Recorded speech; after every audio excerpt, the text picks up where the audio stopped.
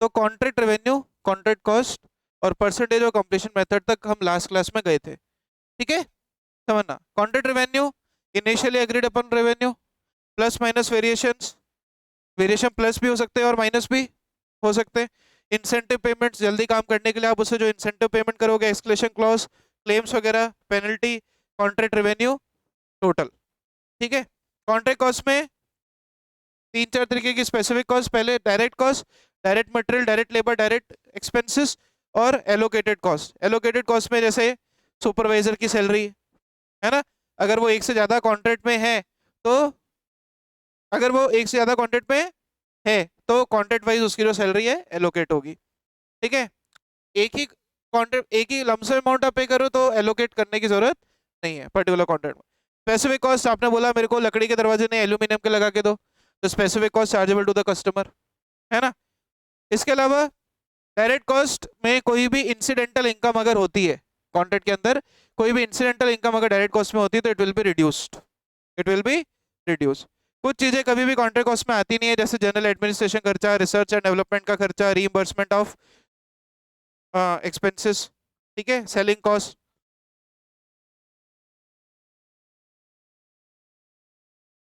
हाँ, आगे बढ़ेंगे। मैंने आपको ये भी कल बताया था कि रिकॉग्नाइज रेवेन्यू कब करना होता है, कॉन्ट्रैक्ट रेवेन्यू रिकॉग्नाइज कब होता है। तो कॉन्ट्रैक्ट रेवेन्यू रिकॉग्नाइज होता है जब तीन कंडीशन सेटिस्फाई हो। पहली, when contract revenue can be measured reliably, पहली बात। दूसरी बात, it is probable that economic benefits will flow to the enterprise. And last, revenue can be identified and measured reliably, ठीक है। रिलायबली वर्ड, पहले एक बार मेजरमेंट के लिए वर्ड रिलायबल यूज है, आप देखो ध्यान से, दोनों में फर्क है। मेजर रिलायबली मतलब आप अमाउंट टर्म कैलकुलेट कर पाओ, आइडेंटिफाई कर पाओ और करेक्टली आइडेंटिफाई कर पाओ, और future economic benefits are expected to flow to the enterprise, future economic benefits are expected to flow to the enterprise.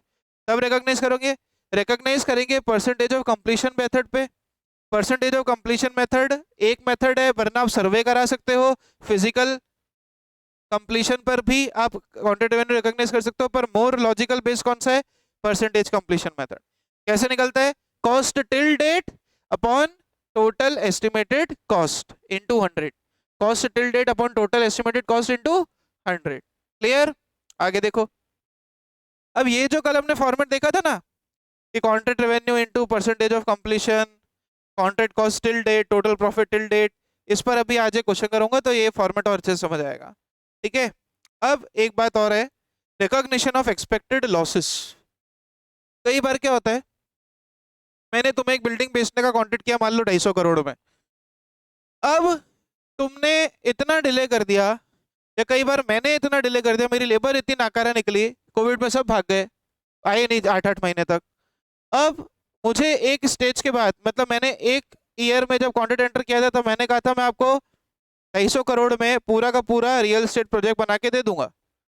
पर अब कोविड हो गया, लेबर आई नहीं, डबल रेट पर अभी काम कर रही है, तो अब मैं आपको कहता हूं कि नहीं, आपको मुझे 300 करोड़ देने पड़ेंगे। आप मानोगे? नहीं मानोगे। कल कई मिलाकर के कुछ स्टेज में अगर ऐसा हुआ कि मेरा कॉन्ट्रैक्ट का रेवेन्यू कॉन्ट्रैक्ट की कॉस्ट से कम हो गया अगर, तो ये लॉस है, ये लॉस है ना। किसी भी स्टेज पर अगर कॉन्ट्रैक्ट का रेवेन्यू कॉन्ट्रैक्ट की कॉस्ट से क्या हो गया, कम, तो ये लॉस है। और प्रूडेंस कहता है कि इस लॉस को आपको इमीडिएटली रिकॉग्नाइज करना है, इस लॉस को आपको इमीडिएटली रिकॉग्नाइज करना है। इमीडिएटली रिकॉग्नाइज कैसे करोगे, तो उसमें भी परसेंटेज ऑफ कंप्लीशन मेथड लगेगा। जितना परसेंटेज अब निकल करके आ रहा है उतना इस साल रिकॉग्नाइज करो, और बचे हुए का बनाओ प्रोविजन, बचे हुए का क्या बनाओ, प्रोविजन। कोई डाउट, इस पर भी आज एक हम क्वेश्चन लेंगे। तो ये एक स्टेज होती है जहां contract revenue if it exceeds, where the contract cost exceeds the contract revenue, entire amount should be recognized as expenses immediately। पूरा अमाउंट को आपको एज एन एक्सपेंस रिकॉग्नाइज करना है इमीडिएटली। कोई डाउट, क्लियर हुआ? ये अगला पैरा था जिसको हम पैरा 35 और 36 बोलते हैं। अभी तक मैंने कोई पैरा नंबर आपको बताया नहीं, पर ये एक्सपेक्टेड लॉसेस का जो रिकॉग्निशन का पैराग्राफ है, ये अगर आप चाहो तो लर्न कर सकते हो। ठीक है, इतना इतना ही लिखा है कि कॉन्ट्रैक्ट लॉस इमीडिएटली रिकॉग्नाइज होगा, भले ही वर्क चालू हुआ हो ना हुआ हो, स्टेज ऑफ कंप्लीशन क्या है, और amount of profit expected to realise on other contract which are not treated as single contract. आप कहते हो सर एक कॉन्ट्रैक्ट से प्रॉफिट हो रहा है और एक कॉन्ट्रैक्ट से ये सिचुएशन हो रही है कि कॉन्ट्रैक्ट रेवेन्यू कम है और कॉन्ट्रैक्ट कॉस्ट ज्यादा है, तो हम सेट ऑफ कर दे क्या? मतलब एक कॉन्ट्रैक्ट का प्रॉफिट दूसरे कॉन्ट्रैक्ट के लॉस से सेट ऑफ कर दूं? सेटिंग ऑफ अलाउड नहीं है, सेटिंग ऑफ अलाउड नहीं है। बोलो कोई डाउट, कोई प्रॉब्लम? समझ आया अच्छे से? ये है पैराग्राफ 35 और 36। When outcome of the contract can not be measured reliably, तो आपको कॉन्ट्रैक्ट कॉस्ट रेवेन्यू रिकॉग्नाइज करना ही नहीं है। Revenue should be recognised only to the extent जहां तक रिकवरी इज प्रोबेबल। अगर आप रिलायबल एस्टिमेट नहीं कर पा रहे हो कि कितना एक्सपेंसेस कितना कॉस्ट होने वाला है, तो जितना अमाउंट ऑफ रिकवर कर सकते हो ना, रिकवर किससे करोगे? कस्टमर से। अरे रिकवर किससे करोगे बताओ? कस्टमर से करोगे ना। तो जितना अमाउंट रिकवरी का प्रोबेबल है, जितना अमाउंट रिकवरी का क्या है, प्रोबेबल, उतना आप रिकॉग्नाइज कर दो। ठीक है, अब अगली पॉइंट के ऊपर थोड़ा सा इंपॉर्टेंट मार्क लगाना। ये थ्योरी क्वेश्चन और प्रैक्टिकल क्वेश्चन दोनों में काम आता है। इंपॉर्टेंट कॉन्सेप्ट है कंबाइनिंग वर्सेस सेगमेंटिंग कॉन्ट्रैक्ट्स। क्या बोलते हैं हम इसको? Combining versus segmenting. देखो कंबाइन मतलब मर्ज करना, कंस्ट्रक्शन के कॉन्ट्रैक्ट्स मर्ज करना। सेगमेंटिंग मतलब अलग अलग करना। कब हम मानेंगे कि कॉन्ट्रैक्ट कंबाइनिंग का है या सेगमेंटिंग का है? इस पर 4 मार्क्स का याद रखना। प्रैक्टिकल क्वेश्चन भी आ सकता है और थियरी क्वेश्चन भी आ सकता है। थियरी आपको मैं यहाँ पढ़ा रहा हूँ, प्रैक्टिकल क्वेश्चन भी शायद इस शीट में नहीं होगा, तो हमारे जो रेगुलर वाले नोट्स है उसके अंदर दे रखा है। ठीक है, सेपरेट आप कॉन्ट्रैक्ट कब करते हो? जब separate proposals have been submitted, separate negotiations have been entered out, and cost and revenue of each asset can be measured and identified. तो ये कॉन्ट्रैक्ट होता है सेगमेंटिंग। 3 कंडीशन है, अलग अलग प्रपोजल सबमिट हुए, अलग अलग आपने भावताव किया, नेगोशिएशंस किए, और कॉन्ट्रैक्ट और रेवेन्यू हर एसेट का आप सेपरेटली रिकॉग्नाइज कर सकते हो, तो कॉन्ट्रैक्ट होगा सेपरेट का। सेगमेंटिंग का कॉन्ट्रैक्ट होगा। किसका कॉन्ट्रैक्ट होगा? सेगमेंटिंग। सर एग्जांपल दो। हमें को मेरा घर रेनोवेट करना है, हाँ, एक पार्टी आई, मैंने कहा भाई पूरे घर का फर्नीचर बनाना है, क्या लेगा? उसने बोला सर पूरे घर फर्नीचर 10 लाख रुपए लूंगा। मैं कहा ठीक है, तो फर्नीचर का कॉन्ट्रैक्ट 10 लाख में किया। अभी कलर भी करना है, समझना, सेगमेंटिंग पढ़ा रहा हूँ, फिर इसी एग्जांपल को मैं कंबाइनिंग से पढ़ाऊंगा। फर्नीचर वाला आया, फर्नीचर का नेगोशिएशन प्रपोजल अलग आया, नेगोशिएशन अलग किया है। फिर कलर वाला आया, मैं कहा भैया कलर भाई साहब आप कितना लोगे? वो बोले 10 लाख रुपए। ठीक है, तो कलर वाले से अलग कॉन्ट्रैक्ट कर लिया कलर करवाने का। फिर मैंने इलेक्ट्रिशियन को बुलाया, मैं कहा पूरे घर में मेरे को ये एक भी पट्टी नहीं दिखनी चाहिए, सब अंडरग्राउंड वायरिंग करो।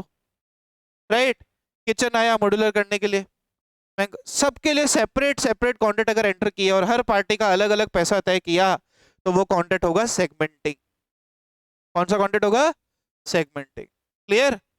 कंबाइनिंग, एक पार्टी आई, बोले साहब मैं आपका फर्नीचर भी बनवा दूंगा, कलर भी करवा दूंगा, मेरे पास सब बंदे हैं, किचन भी मॉड्यूलर करा दूंगा, और इलेक्ट्रिशियन प्लम्बर सारा काम भी मैं कर दूंगा, आप तो मेरे को 20 लाख रुपए दे दो सब काम के। तो ये कॉन्ट्रैक्ट कौन सा हो गया? कंबाइनिंग। कौन सा कॉन्ट्रैक्ट हो गया? कंबाइनिंग। तो पहले तो क्वेश्चन में ये देखना 3 कंडीशन सेटिस्फाई हो रही है कि नहीं हो रही है। पहला, सेपरेट प्रपोजल एंटर हुए, सेपरेट नेगोशिएशन एंटर हुए, और हर एसेट रिलेटेड आपको रेवेन्यू और कॉस्ट अलग अलग पता पड़ रही है। अगर पड़ रही है तो कॉन्ट्रैक्ट कौन सा होगा? सेगमेंटिंग का। कौन सा कॉन्ट्रैक्ट होगा? सेगमेंटिंग का। पर अगर negotiation as a single package है, या फिर एक क्लोजली रिलेटेड एसेट्स है सारी, या फिर एसेट्स क्या है सारी? Closely related, and there will be performed in sequence, concurrently. Concurrently काम होना जरूरी हो। जो फर्नीचर वाला पार्टी यही बोले हम इस रूम में फर्नीचर बना रहे हैं, एक काम करो प्लास वाला रूम कलर करवा लो, फिर उधर जब कलर हो जाएगा तो उधर हम फर्नीचर का काम कर लेंगे। Combining contract. कौन सा कॉन्ट्रैक्ट है? कंबाइनिंग।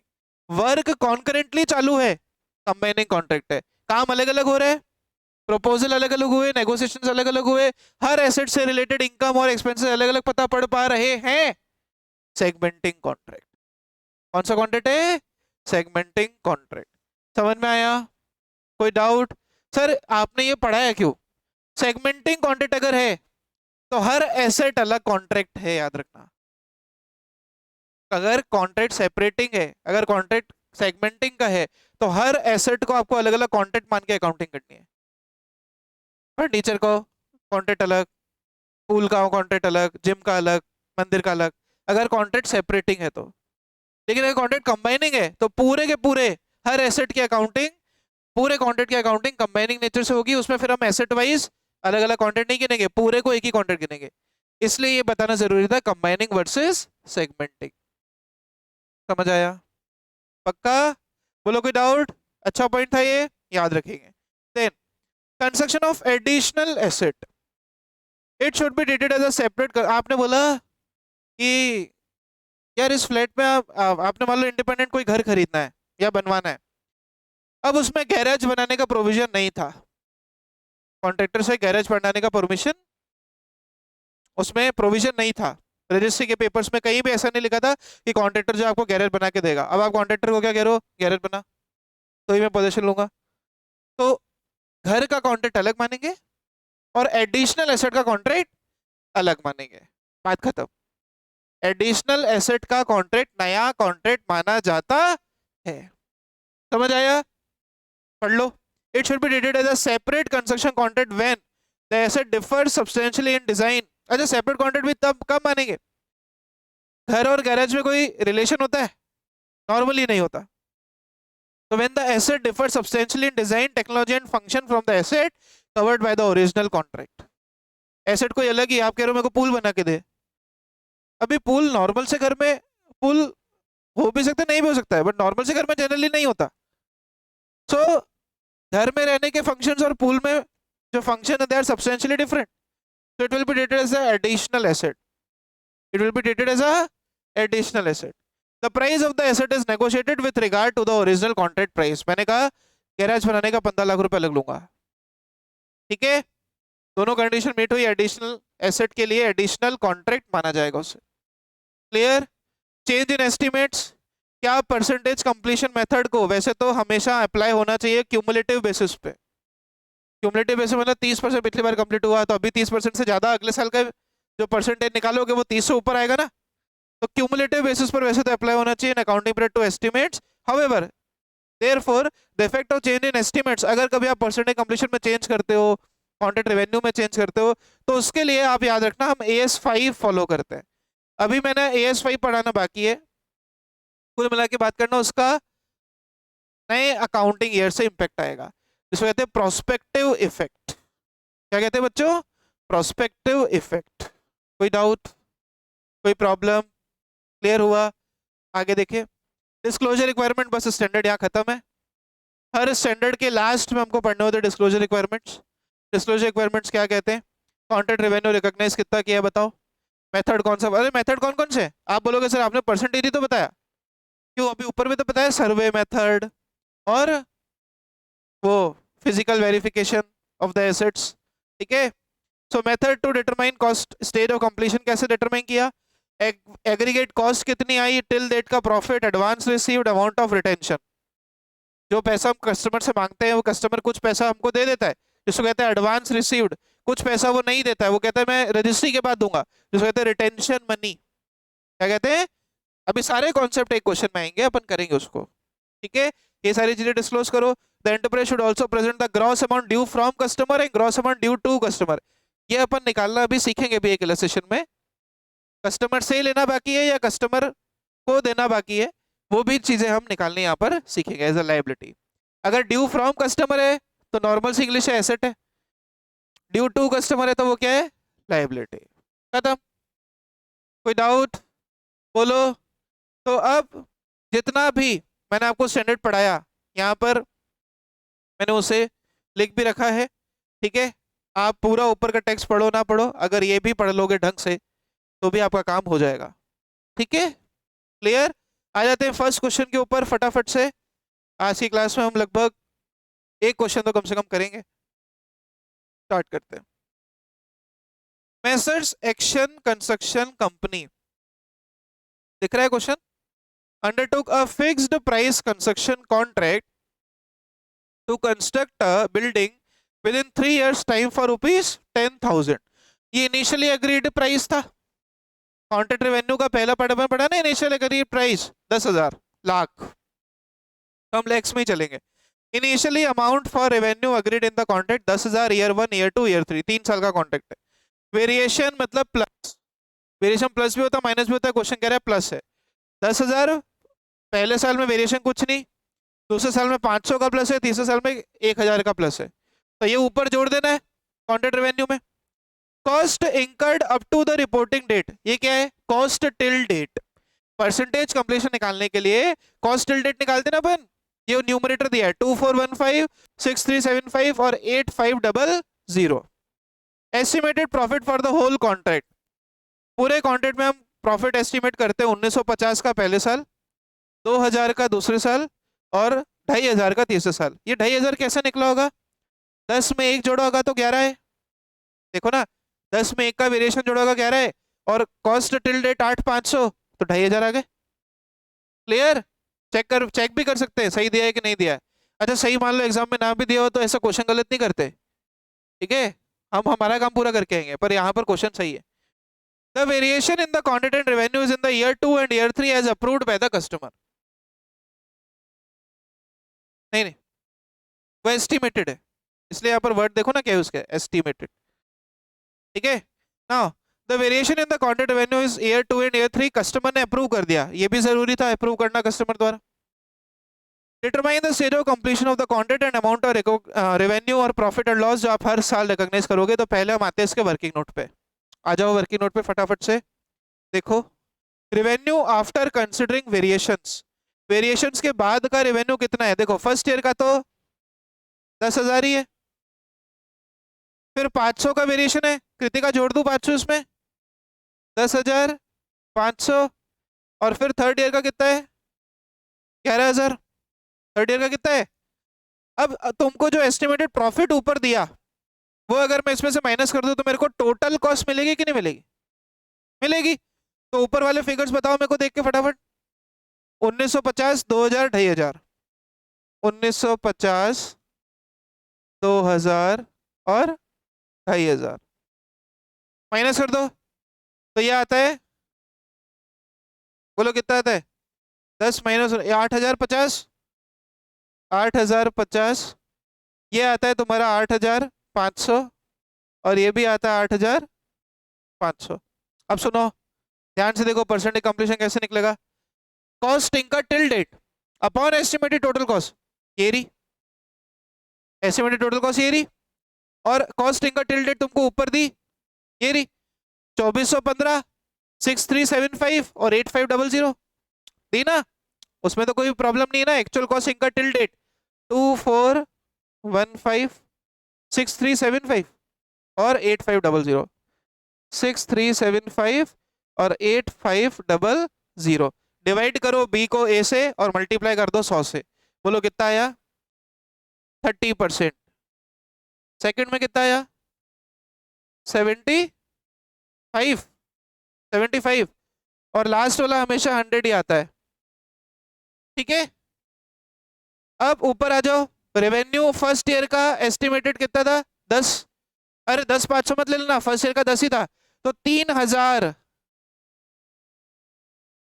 रेवेन्यू रिकॉग्नाइज होगा। इस दिन टोटल एस्टिमेटेड कॉस्ट कितनी थी 8,050, तो 8,050 का 30% मतलब कि 2415। अच्छा ये आप देखना, भले आप परसेंटेज लगाओ या आप एक्चुअल फिगर ले लो, कॉस्ट पूरे साल जो लग गई ना, अरे कॉस्ट टिल डेट जो लग गई वो पूरी आती है, तो यहाँ पर तुम अगर ये कैलकुलेशन नहीं भी ना दिखाओगे तो भी फिगर वही आना है।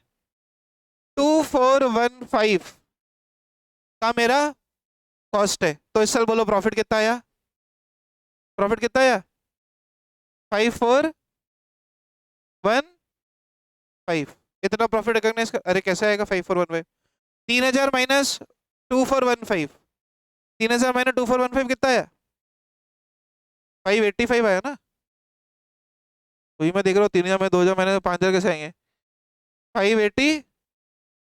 585 पक्का।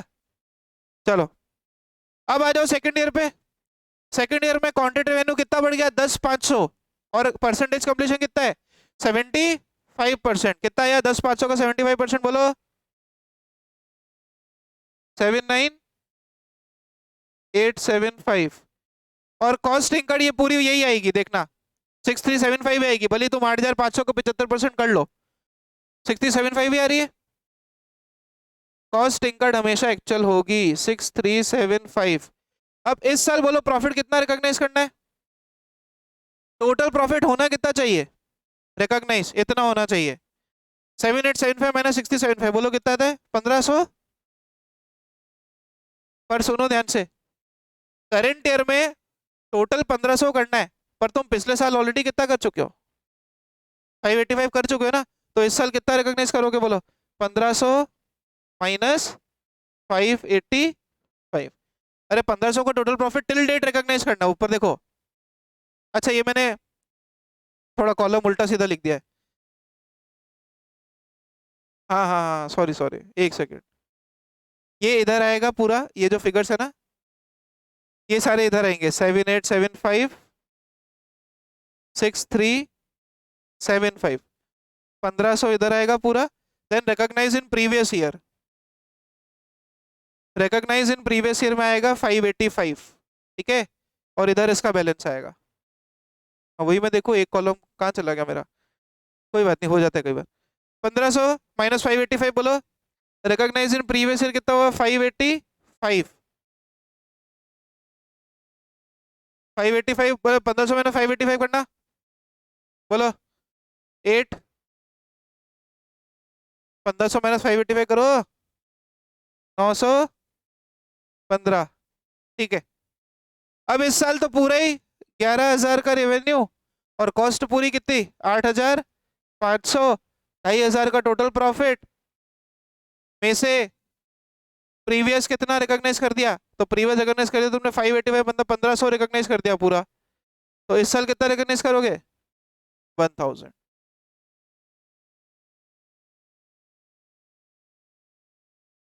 टोटल टोटल तुमने कितना, टोटल तुमने 585 और 915 रिकॉग्नाइज किया ना, तो टोटल 1500 ही रिकॉग्नाइज किया ना भाई। या तो दोनों को जोड़ के फिर माइनस दिखाए, टोटली माइनस दिखा दे, बात तो एक ही है ना।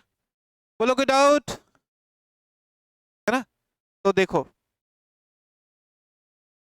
ये 3000 और 2415 तीनों ही करंट ईयर में रिकॉग्नाइज किए, तो 585 इधर आता है। फिर इसका ये जो बैलेंस था ये तुमने प्रीवियस से रिकॉग्नाइज करा था, ये फिगर इधर कॉपी, ये फिगर इधर कॉपी, ठीक है। कुल मिला के टेबल अरेंज कर रहे हैं, प्रेजेंटेशन अच्छी दिखा रहे हैं। हाँ हाँ हाँ, ठीक है। और फिर ये जो फिगर्स है, हाँ बिल्कुल 3000 माइनस हो जाएगा, तो यहाँ पर आ जाएगा 4875, ठीक है। ये आ गया यहाँ पर 3960, दोनों को माइनस कर दिया, 6075 माइनस 2415, ओके। और फिर ये टोटल फिगर्स इधर कॉपी हो गए, 7875 टिल डेट जो आपने रिकॉग्नाइज करा, 6375 ये आ गया 1500, और फिर यहाँ पर आ गया 3125 जो आपने इस साल रिकॉग्नाइज करा, और 2125, तो 1000 का यहाँ प्रॉफिट। कोई डाउट, एक छोटा सा क्वेश्चन और ले लेते हैं। कॉपी हो गया सबका, ये करना है, कर लो कॉपी कर लो आराम से, ओके। अगला जो कॉन्सेप्ट मैं आपको बता रहा था वो मैंने आपको ये बताया था कि किसी भी स्टेज पर अगर कॉन्ट्रैक्ट रेवेन्यू कम हो जाता है और कॉन्ट्रैक्ट कॉस्ट बढ़ जाती है, तो हमको इमीडिएटली सारा का सारा लॉस बुक करना होता है ना। तो उसी पर बेस आप देखो, एक क्वेश्चन नंबर 2 यहाँ पर आपको दिखेगा इसी शीट में। Show the profit and loss in the extract of contractor in respect of following data. Contract price agreed कितना था बोलो 600, कॉस्ट इनका टिल डेट ही होगी 390, और एस्टिमेटेड कॉस्ट होगी 260। तो बोलो एस्टिमेटेड कॉस्ट और ये दोनों को टोटल लगाओगे तुम्हारा आएगा 650, और कॉन्ट्रैक्ट रेवेन्यू कितना है 50, तो 50 का लॉस है। सीधा 50 का लॉस इमीडिएटली रिकॉग्नाइज नहीं करेंगे, कुछ का प्रोविजन बनाएंगे और कुछ को इमीडिएटली रिकॉग्नाइज करेंगे। तो बस इस टेबल को भर लेना है फटाफट से। बोलो कॉस्ट इनका टिल डेट कितनी थी 390, टोटल एस्टिमेटेड कॉस्ट कितनी थी 260, यानी estimated cost to completion be till date, और estimate of cost to completion, cost to completion मतलब 260, कॉस्ट टू कंप्लीट, कंप्लीट करने में और कितनी कॉस्ट लगेगी? 260। तो टोटल कॉस्ट कितनी होगी? 650। जब 650 की टोटल कॉस्ट हो गई, यहाँ पर एक बार जरा परसेंटेज ऑफ कंप्लीशन निकालो, ए अपॉन सी, मतलब कि cost incurred till date upon estimated total cost 650। 390 अपॉन 650, बोलो 60% आता है क्या? 60% आता है। रेवेन्यू रिकॉग्नाइज, अच्छा रेवेन्यू तो हमेशा 600 का 60% ही रिकॉग्नाइज होगा, 360। टोटल फोर्सिएबल लॉस कितना अभी अपन ऊपर निकाला? 650 माइनस 600, 50। अब समझना loss in the current year कितना रिकॉग्नाइज करेंगे। Loss in the current year recognise होगा 50 का 60%। 50 का कितना परसेंट? 50 लाख का टोटल लॉस है इंटू परसेंटेज ऑफ कंप्लीशन, तो 30। और बचे हुए का क्या बनेगा? प्रोविजन। बचे हुए का क्या बनेगा? Provision. Expected loss to be recognise immediately, मतलब इस अमाउंट का आप बनाओगे प्रोविजन। इस अमाउंट का आप क्या बनाओगे, बोलो? प्रोविजन। 50 माइनस 30, ठीक है। बोले कोई डाउट? अच्छा अगर मैं कॉन्ट्रैक्ट अकाउंट बना के दिखाऊं तुम्हें, ये रहा, पी एंड एल अकाउंट में रेवेन्यू क्रेडिट होता है, तो 600 क्रेडिट हो गया। अरे 600 नहीं, इंटू परसेंटेज ऑफ कंप्लीशन है 360, ऊपर ही तो 360 क्रेडिट किया ना, 360 क्रेडिट किया। उसके बाद में कॉस्ट इनका टिल डेट पूरी रिकॉग्नाइज होती 390। 20 का तुमने प्रोविजन बनाया, तो वो पी एंड एल में डेबिट हुआ। एंट्री क्या होती है प्रोविजन की?